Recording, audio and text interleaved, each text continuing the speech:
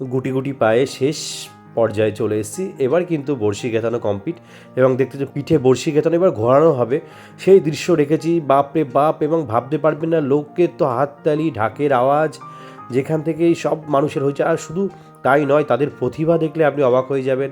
ভগবানের কৃপা করলেই নাকি এরকমভাবে বাতাসা ছিটাচ্ছে আর ওইদিকে ঘুরছে আর তার পিঠে বড়শি গেঁথা আছে। সত্যি এই দৃশ্য একদম ভোলার নয়, খুব কাছ থেকে দেখা।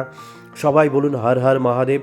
এবং ঘুরছে দেখুন কি জোরে এই পাকটা ঘোরাচ্ছে। এবং এর পরে পর্যায়ে দেখুন আরও একজন নতুন একটা ছেলে যে এই চড়ক যে ঘোরানো যে কাজটা, সেই কাজটা করছে দেখুন। ওরে বাপ রে বাপ!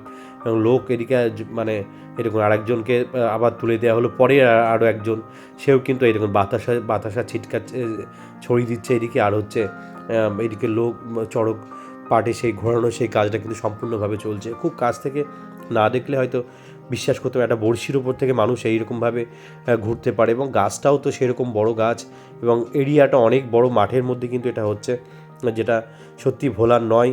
এবং খুব কাছ থেকে এরকম দৃশ্য দেখার পরে প্রথম তো আমি একটু হকচকিয়ে গেছিলাম যে এটাও সম্ভব নাকি। সত্যি ভগবানের কৃপা থাকলে মানুষ কী না করতে পারে সেই দৃশ্য। এবং শেষ পর্যায়ে চলে এসেছি, লোকজন কিন্তু শেষে মাঠের মধ্যে সবাই চলে এসছে। সবাই হাততালি দিচ্ছে, সবাই হর হর মহাদেব, সবাই মহাদেব মহাদেব এরকম একটা আওয়াজ তুলেছে সবাই চারিদিক থেকে। যদি ভিডিওটি ভালো লাগে লাইক শেয়ার কমেন্ট করতে আপনারা ভুলবেন না। তো নমস্কার বন্ধুরা, ভালো থাকবেন।